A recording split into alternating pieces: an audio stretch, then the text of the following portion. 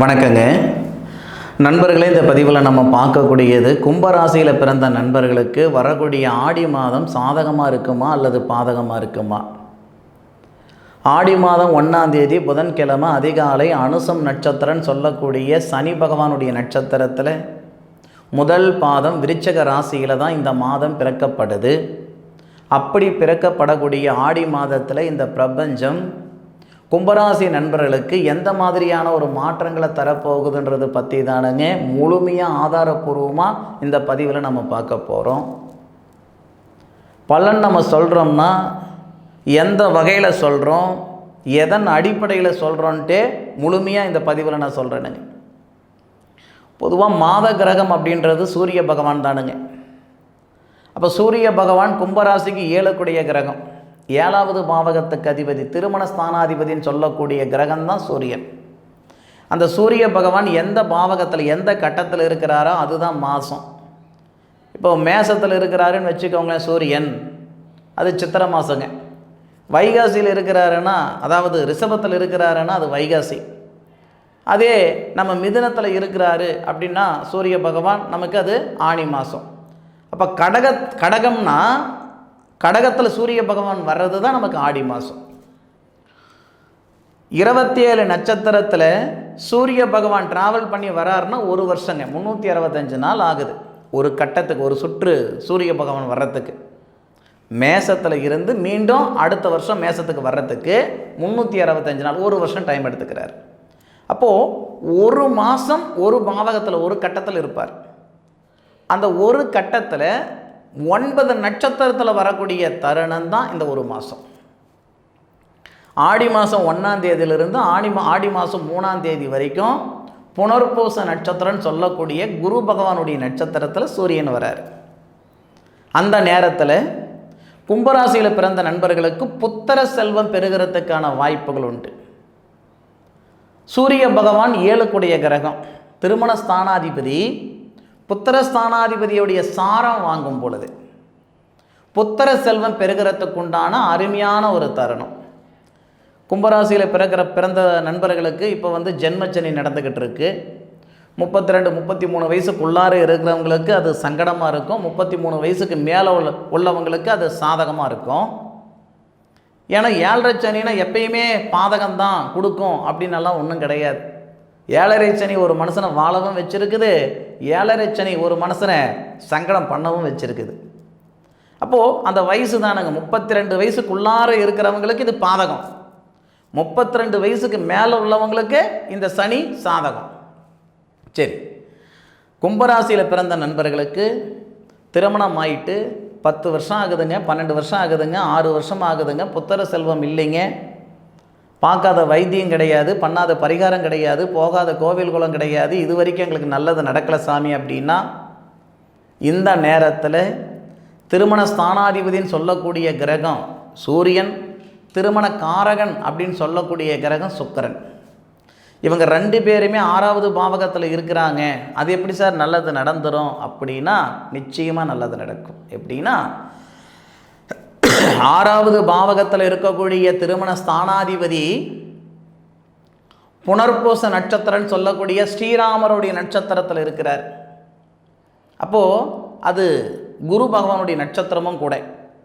எந்த பாவகத்தை பார்க்குறாங்கன்னு கேட்டிங்கன்னா இந்த சுக்கிரனும் சூரியனும் 6வது பாவகத்திலிருந்து ஐனசுகஸ்தானம் அப்படின்னு சொல்லக்கூடிய 12வது பாவகத்தை பார்க்குறாங்க. 12வது பாவகம் புத்திர பாக்கியத்துக்கு மிக மிக முக்கியமான பாவகம்.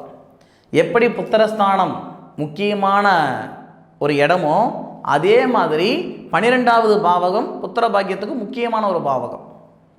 அதனால் அந்த ஐனசுகஸ்தானத்தை பார்க்கக்கூடிய தருணத்தில் 100% புத்திர செல்வம் பெறுகிறதுக்குண்டான நேரம். சார், ஆடியில் குழந்தை கருதரிச்சா சித்திரையில் குழந்தை பிறக்கும் அப்படின்னு சொல்கிறாங்களே, பிறக்கட்டுமே சார், தகப்பனுக்கு சரியில்லைன்னு சொல்கிறாங்க. சித்திரை மாதம் குழந்தை பிறக்கிறவங்களுக்கு எல்லாருக்கும் தகப்பனுக்கு சரியில்லாமல் போயிடுமா? அதெல்லாம் சும்மாங்க, ஆதாரம் இல்லாமல் சொல்லிடக்கூடாது. சித்திரை மாதத்தில் வெயில் அதிகமாக இருக்கும், உஷ்ணம் அதிகமாக இருக்கும், குழந்தை தாங்காது, குழந்தைக்கு தொந்தரவு கொடுக்கும் அப்படின்னு சொன்னதுனால நம்ம முன்னோர்கள் அந்த ஒரு கருத்து. ஆடி மாதத்தில் இன்றைக்கி இருக்கக்கூடிய அந்த தம்பதிகளை பிரித்து வைப்பாங்க, புது தம்பதிகளை. அவ்வளோதானே தவிர சித்திரை மாதத்தில் குழந்தை பிறக்கவே கூடாது அப்படின்றதெல்லாம் ஒன்றும் கிடையாது. சித்திரை மாதத்தில் வந்து நமக்கு அந்த கத்திரி காலமெல்லாம் வர்றதுனால அதனுடைய தாக்கம் அதிகம் அப்படின்னு சொல்லுவோம். நிச்சயம் இந்த நேரத்தில் புத்திர செல்வம் பெருகும். பூர்வீகத்தில் இருக்கிற சங்கடங்கள் சரியாகிறதுக்கு வாய்ப்புகள் உண்டு. ஏன்னா உங்களுடைய ராசிநாதன் வக்கரத்தில் இருக்கிறார், பார்த்துக்கிடுங்க. உங்களுடைய ராசிநாதன் சனி பகவான் புரட்டாதி நட்சத்திரம்னு சொல்லக்கூடிய குபேரர் பிறந்த நட்சத்திரம். அது கூட ஒருத்தர் சொன்னாங்க, சார் உங்களுக்கு என்ன சார் வயசு இருக்கும், 42 43 வயசு இருக்கும், அந்த சாமி பிறந்த நட்சத்திரம்னு சொல்கிறீங்க, இந்த சாமி பிறந்த நட்சத்திரம் சொல்கிறீங்க. ஐயா, முருகர் எப்படி இருப்பார், விநாயகர் எப்படி இருப்பார்னு யாரும் பார்க்கலீங்க, ஒரு கற்பனை தான். ஏன் நம்ம வணங்குற சிவனே எப்படி இருப்பார்னு யாருக்கும் தெரியாது, ஒரு கற்பனை தான். யாரோ ஒருத்தர் ஏதோ ஒரு காலகட்டத்தில் இதுதான் முருகர், இதுதான் விநாயகர் அப்படின்னு சொன்னது. அந்த மாதிரி ஒவ்வொரு கடவுளும் அவதரித்த நட்சத்திரங்கள், இந்த 27 நட்சத்திரம் 27 தெய்வ தேவதைகள் அவதரித்த நட்சத்திரங்களுங்க. அந்த மாதிரி புரட்டாதி நட்சத்திரம் அப்படின்னு சொல்கிறது குபேரர் அவதரித்த நட்சத்திரம் அப்படின்ட்டு எழுதப்பட்டிருக்கு பழைய நூட்களில். 100% உண்மையான ஒரு விஷயம். அது உண்மையாக பொய்யான்றது அப்பாற்பட்டது. குரு பகவானுடைய சாரத்தில் உங்களுடைய ராசிநாதன் வக்கரம் பெற்றிருக்காரு. இது புத்திர செல்வத்துக்கு நல்ல காலம். அதுபோக பூர்வீகத்தில் இருக்கிற சங்கடங்கள், பூர்வீக சொத்து விற்கணும்னு இருக்கிறனுங்க, விற்க முடியலைங்க, விற்றுப்படலாம் இந்த நேரத்தில். இல்லை பூர்வீக சொத்தில் இருக்கிற சங்கடங்கள் சரியாகலைங்க, பாகப்பிரிவினை செஞ்சுக்கிட முடியலைங்க, இந்த நேரத்தில் இதெல்லாம் சரியாயிடும். அதுக்கான வாய்ப்புகள் உண்டு. அதுபோக மன அழுத்தம் அதிகமாக இருக்குதுங்க. என்னவோ தெரியல, சனி பகவான் என்னுடைய ராசியில் வந்ததிலிருந்து கிட்டத்தட்ட இந்த ஒரு 8-9 மாத காலமாகவே மன அழுத்தம் ரொம்ப அதிகமாக இருந்துக்கிட்டு இருக்குது. ஏன்டா இருக்கோம், எதுக்கடா இருக்கிறோன்ற அளவுக்கு யோசனை பண்ணுற அளவுக்கு இருந்துக்கிட்டு இருக்குதுங்க. காசு பணம் சம்பாதிக்கலன்னு இல்லைங்க, கடவுள் புண்ணியத்தில் மாதத்துக்கு 2 லட்சம் ரூபாய் சம்பாதிக்கிறேனுங்க, ஆனால் 10 காசு மிச்சம் இல்லை. இந்த மாதிரி சங்கடப்பட்டு இருக்கிற கும்பராசியில் பிறந்த நண்பர்களாக நீங்கள் இருந்தால் இந்த நேரம் உங்களுடைய ராசிக்கு 4வது பாவகன் சொல்லக்கூடிய சுபஸ்தானத்தில் குருவும் செவ்வாவும் சேர்ந்து இருக்கிறது சிறப்பையா.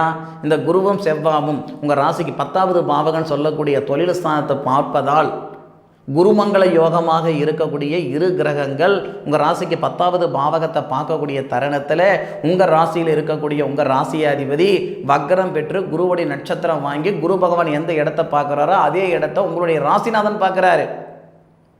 அதனால் வேலை வாய்ப்பில் மாற்றங்கள் வரத்துக்கு வாய்ப்புகள் உண்டு.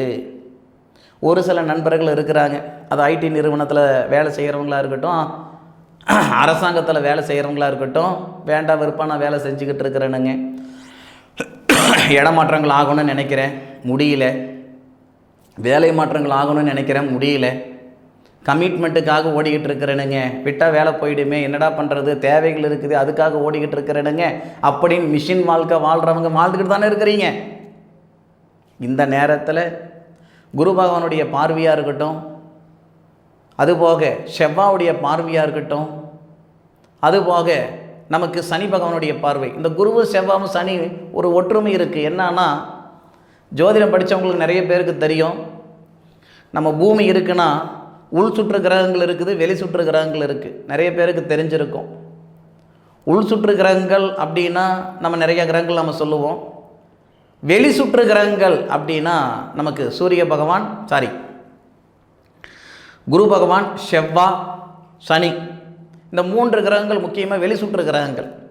அப்போ இந்த 3 கிரகங்களும் முக்கியமான கிரகங்கள். இந்த 3 கிரகங்களும் அந்த 10வது பாவகன் சொல்லக்கூடிய அந்த தொழில் ஸ்தானத்தை பார்க்கக்கூடிய தருணம் உண்மையிலே சிறப்பாக இருக்கும்.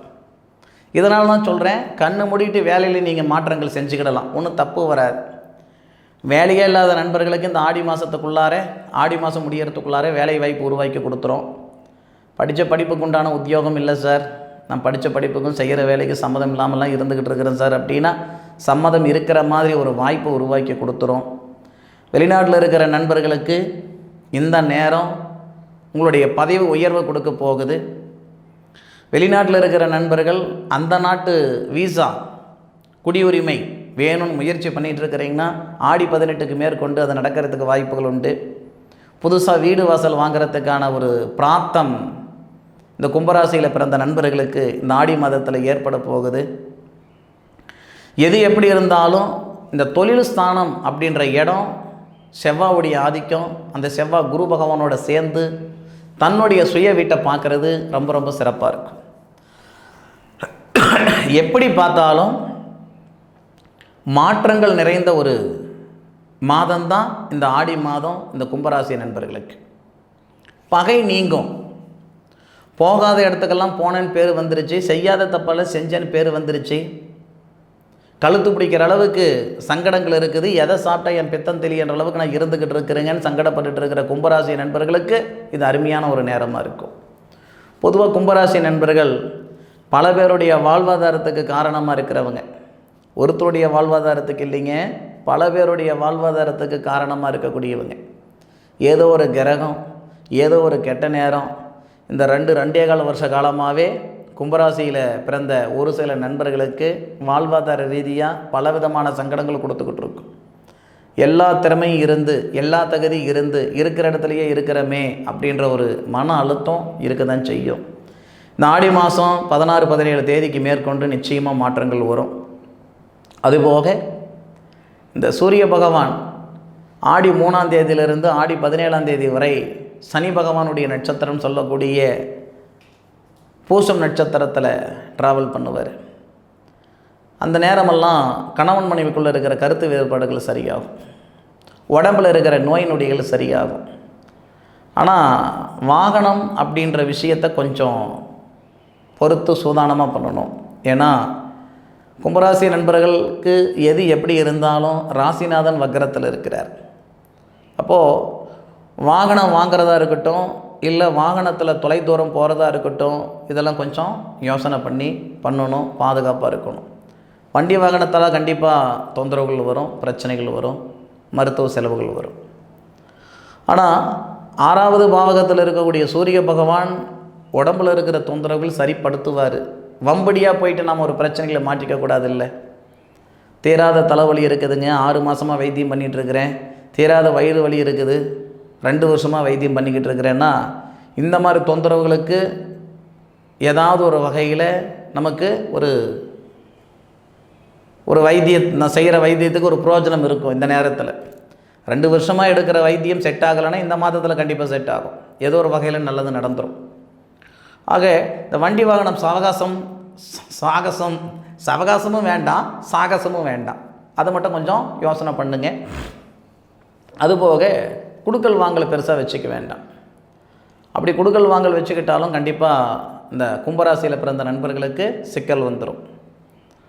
வாங்கின இடத்துல கொடுக்க செய்வீங்க, கொடுத்த இடத்துல வாங்க முடியாது, அதனால் கொடுத்துவிட்டு பின்னுக்கு குத்துதே குடையுதே அப்படின்ற எண்ணங்கள் வேண்டாம். சரியா? முடிஞ்ச அளவுக்கு குடுக்கல் வாங்கல் அவசியம் வச்சுக்காமல் பார்த்துக்கோங்க. மற்றபடி சாதகமான ஒரு நேர காலங்கள் தானுங்க. நான் இப்போவும் சொல்கிறேன், புத்திர செல்வம் தரத்துக்குண்டான ஒரு மாதம் இது. வேலை வாய்ப்பில் மாற்றங்கள் தரக்கூடிய மாதம் இது. நிச்சயம் நிம்மதியை கொடுக்கக்கூடிய ஒரு மாதம் இது. இந்த கும்பராசி நண்பர்களுக்கு நடக்கும். நடந்ததுக்கப்புறம் நீங்கள் சொல்லுங்கள் கமெண்ட்டில். என்னுடைய காணொலியை முழுமையாக பார்த்தமைக்கு மனசில் இருந்து மனமார்ந்த நன்றிகளை சொல்லிக்கிறேனுங்க. மீண்டும் அடுத்த ஒரு அற்புதமான தருணத்தில் உங்கள் அனைவரையும் சந்திக்கும் வரை உங்களிடமிருந்து விடை பெறுவது உங்கள் வீட்டு ஜோதிட நண்பனான மா காளிதாஸ் மணிகண்டன். திருச்சிற்றம்பலம். வாழ்க வையகம், வாழ்க வளமுடன்.